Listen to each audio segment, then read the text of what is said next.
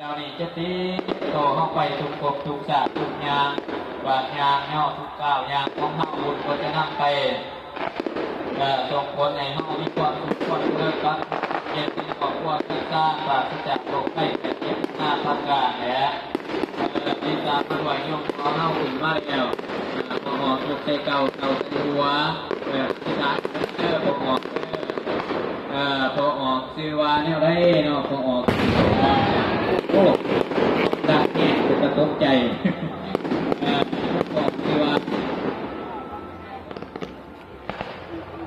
โอ้ตัวดูแห้งๆเลย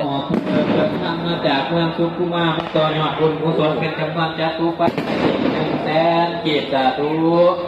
เขาพวงโมทนานั้นได้บอกเติมมีความเจริญความเย็นใจพ่วงไก่ยามีคำที่สองถ้าหากเจ้ากระทำความดีมันจะมีคนหาเรื่องใจทำดีไว้ไผ่บยองกระตักสางทำตัวไว้ไผ่สิยองกระสางตามน้ำผมสัพพะสัพพะโสสัพพะโภสัพพะไผ่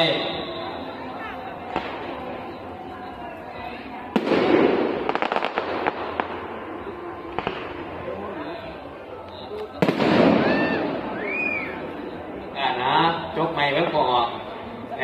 ร่องเบิ้งนอกถูกคอตอเขียนไม่เนี่ยสุกมันเป็นเค้กปัง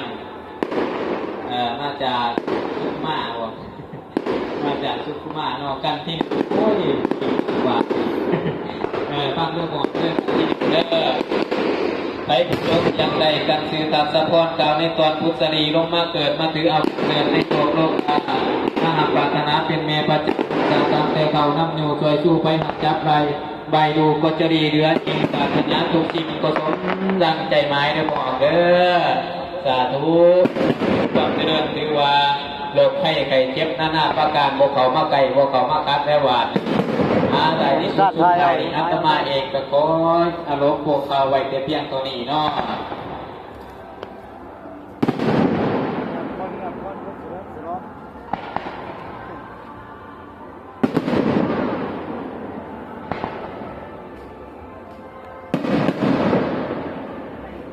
ตายจะไหวเขายกโป้